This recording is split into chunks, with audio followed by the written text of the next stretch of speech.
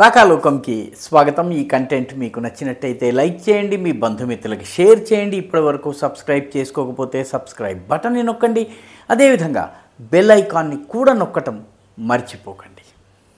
మిత్రులారా, ప్రధానమంత్రి నరేంద్ర మోదీ పోలాండ్, యుక్రెయిన్ల యాత్ర చేశారు. పోలాండ్కు వెళ్ళినటువంటి 45 సంవత్సరాల్లో మొట్టమొదటి ప్రధానమంత్రి నరేంద్ర మోదీ 1970వ దశకపు చివరి భాగంలో మొరార్జీ దేశాయ్ పోలాండ్కు వెళ్ళారు. ఆ తరువాత పోలాండ్కు వెళ్ళినటువంటి మొదటి ప్రధానమంత్రి నరేంద్ర మోదీ. ప్రధానమంత్రి యుక్రెయిన్కు కూడా వెళ్ళారు. 2022 ఫిబ్రవరి నుంచి ప్రారంభమైనటువంటి యుద్ధంలో కుతకుతలాడుతున్నటువంటి యుక్రెయిన్కు ప్రధానమంత్రి చేసినటువంటి పర్యటన చాలా ప్రధానమైనది, చాలా ప్రముఖమైనది, వ్యూహాత్మకంగా చాలా కీలకమైనటువంటి పర్యటన ఇది. అయితే యుక్రెయిన్ రష్యాతో యుద్ధంలో ఉంది. యుక్రెయిన్లో విమానాలు ఎగిరే పరిస్థితి లేదు. కాబట్టి యుక్రెయిన్కి బైడెన్ వెళ్ళినా, మరొకరు వెళ్ళినా పోలాండ్ నుంచి రైలు మార్గంలోనే వెళ్ళాలి. ప్రధానమంత్రి నరేంద్ర మోదీ 12 గంటలు రైలు మార్గంలో ప్రయాణం చేసి పోలాండ్ రాజధాని యుక్రెయిన్ రాజధాని కియేవ్కు వెళ్ళారు. అక్కడ జెలెన్స్కీతో సమావేశమయ్యారు, అనేక కార్యక్రమాల్లో పాల్గొన్నారు. కానీ చాలా స్పష్టంగా జెలెన్స్కీ ప్రధానమంత్రి చెబుతున్నటువంటి మాటల్ని వింటున్నటువంటి తీరు కానీ, అదేవిధంగా ప్రధానమంత్రి చెబుతున్నటువంటి మాటలకు ఆయన ఇచ్చినటువంటి ప్రాధాన్యం కానీ చూసినట్లయితే యుక్రెయిన్ రష్యా యుద్ధానికి ఒక ముగింపు పలికేటటువంటి ఒక కీలకమైన యత్నం మొదలైనట్టుగా కనిపిస్తోంది. ఎందుకంటే ఏ సమయంలో ప్రధానమంత్రి యుక్రెయిన్లో ఉన్నారో అదే సమయంలో మన రక్షణ మంత్రి రాజ్నాథ్ సింగ్ అమెరికాలో ఉన్నారు. కాబట్టి ఎంతో కొంత అమెరికాతో చర్చించిన తరువాతే, అమెరికాతో మాట్లాడిన తరువాతే ఈ యుద్ధాన్ని విరమించేటటువంటి ప్రయత్నం ఏదో ప్రారంభమైనట్టు కనిపిస్తోంది. దానిలో నరేంద్ర మోదీ అంటే భారతదేశము కొంత చొరవ తీసుకుంటున్నట్టుగా కనిపిస్తోంది. ఎందుకంటే యుక్రెయిన్కి సంబంధించి చూసినట్లయితే 4 ప్రధాన ప్లేయర్స్ ఉన్నాయి.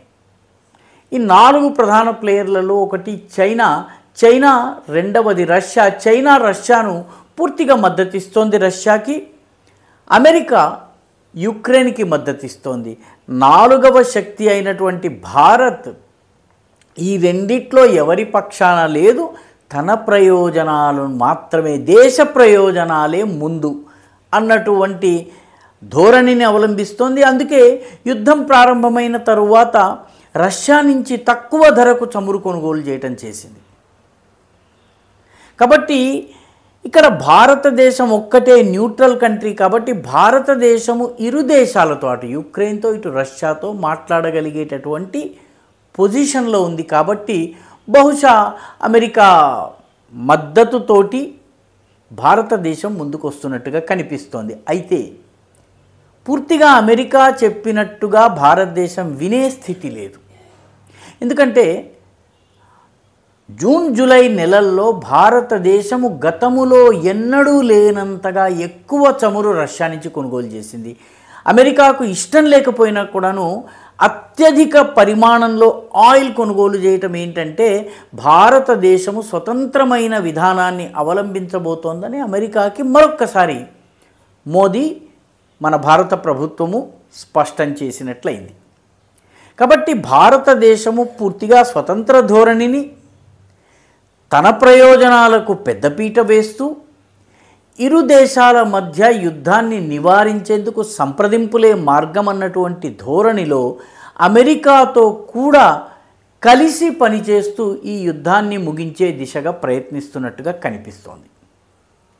ఎందుకంటే యుక్రెయిన్ రష్యా ప్రారంభమైన సమయంలో కన్వెన్షనల్ వార్ గనక జరిగినట్లయితే రష్యా కొద్ది రోజుల్లోనే యుక్రెయిన్ని ఓడిస్తుందని చాలామంది భావించారు. నేను కూడా కన్వెన్షనల్ వార్ఫేర్ని దృష్టిలో పెట్టుకుని యుక్రెయిన్ సైజు, యుక్రెయిన్ సైన్యము ఆ దృష్ట్యా చూస్తే కొద్ది రోజుల్లోనే యుద్ధం పూర్తవుతుందని అంచనా వేశాను. ఆ సమయంలో నేనే కాదు, చాలామంది రక్షణ రంగ నిపుణులు కూడా ఇదే రకంగా అంచనా వేశారు. కానీ తరువాత కాలంలో నేటో అదేవిధంగా అమెరికా ప్రత్యక్షంగా యుక్రెయిన్కి సాయం చేయడంతో యుక్రెయిన్ ఎక్కువ కాలం యుద్ధాన్ని తట్టుకోగలిగింది. అమెరికా ప్లాన్ ఏంటంటే రష్యాని ఎక్కువ కాలము యుద్ధంలో ఉంచటం ద్వారా రష్యన్ ప్రజల్లో తిరుగుబాటు తీసుకుని రావాలి, రష్యాలో కొరతను తీసుకుని రావాలి, ఆర్థికంగా రష్యాని దిగ్బంధనం చేయాలన్నటువంటి ప్రయత్నం. అయితే రష్యా దాన్ని అధిగమించింది. పూర్తిగా డీడాలరైజేషన్. ఈరోజు రష్యాకి తన ఆర్థిక లావాదేవీల కోసము డాలర్ అవసరం లేదు, దాంతో అమెరికా అవసరం లేదు, అమెరికా రష్యాని దిగ్బంధనం చేయలేదు. భారత్ వంటి దేశాలు పెద్ద మొత్తంలో చమురు కొనుగోలు చేయటం వల్ల రష్యాకి ఆర్థిక ఇబ్బందులు లేవు. కాబట్టి దీర్ఘకాలిక యుద్ధమే గనక జరిగినట్లయితే రష్యా కన్నా ఈరోజు యుక్రెయిన్కి ఎక్కువ నష్టం జరిగే పరిస్థితి వచ్చింది. యుక్రెయిన్లో గగనతలంలో విమానాలు నడవడం లేదు, అదేవిధంగా వాళ్ళ దేశంలో కనీస వనరులు లభించటం లేదు, వ్యవసాయం ప్రభావితమైంది, పరిశ్రమలు ప్రభావితమయ్యాయి, అక్కడ ఉన్నటువంటి ఇన్ఫ్రాస్ట్రక్చర్, రోడ్లు, భవనాలు, మిగతా సదుపాయాలు ధ్వంసమయ్యాయి, విద్యుత్ సరఫరా సైతము దెబ్బతినేటటువంటి పరిస్థితి వచ్చింది. పర్యవసానంగా దీర్ఘకాలిక యుద్ధంలో యుక్రెయిన్ పూర్తిగా సర్వనాశనం అయ్యేటటువంటి పరిస్థితి. పోరాడుతూ ఉంటుంది, సైన్యం ముందుకు వెళ్తుంది, కానీ దేశాన్ని యుద్ధానంతరం రీబిల్డ్ చేయడం కష్టము.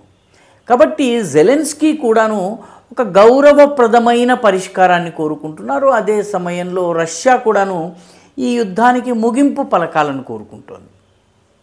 ఈ నేపథ్యంలో మోదీ పర్యటన చాలా ముఖ్యమైంది. మోదీ అక్కడ పర్యటన చేయటం ద్వారా అక్కడ మోదీ ప్రధానమంత్రి కాగానే వెళ్ళినటువంటి దేశం రష్యా. రష్యా నుంచి వచ్చిన తర్వాత కొద్ది రోజులకే ఇప్పుడు ఆయన యుక్రెయిన్కి వెళ్ళడము, ఇదంతా కూడాను మోదీ రానున్న రోజుల్లో భారత్ ఒక స్వతంత్ర శక్తిగా ఎదగటమే కాకుండా ప్రపంచం యొక్క ఆమోదాన్ని కూడా పొందేటటువంటి పరిస్థితి ఉంది. అదేవిధంగా అంతర్జాతీయంగా ఉన్నటువంటి యుద్ధ వాతావరణాన్ని పరిష్కరించే పరిస్థితి ఉంది. ఎందుకంటే యుక్రెయిన్ రష్యా యుద్ధం ముగిస్తే యూరప్ యొక్క విద్యుత్ సంక్షోభం కానీ, ఆఫ్రికా అదేవిధంగా ఈస్టర్న్ యూరోప్లో ఆహార సంక్షోభం కానీ తగ్గవు. ఎందుకంటే పోలాండ్లో అతిపెద్ద ఆదాయ వనరు ఫుడ్ టెక్నాలజీ పనిచేయాలంటే యుక్రెయిన్ నుంచి దిగుమతులు రావాలి. యుద్ధంలో ఉన్న కారణంగా యుక్రెయిన్కి ఆ సహాయం అందటం లేదు. కాబట్టి మోదీ పర్యటన ఆ దృష్ట్యా చాలా కీలకమైంది. ఒక దీర్ఘకాలిక సమస్య పరిష్కారము, దానిలో భారత ప్రయోజనాల్ని కోల్పోకుండా అన్ని దేశాలని కలుపుకుని ఈ పని చేయటం కోసం మోదీ వెళ్ళారు. నిజంగా ఇది ఒక అభినందనీయమైనటువంటి పర్యటనగా మనం చెప్పుకోవచ్చు. ఈ వీడియో మీకు నచ్చినట్టయితే లైక్ చేయండి, షేర్ చేయండి, ఈ ఛానల్కు సబ్స్క్రైబ్ చేయండి, మీ అభిప్రాయాన్ని కమెంట్ల రూపంలో తప్పనిసరిగా పంపించండి.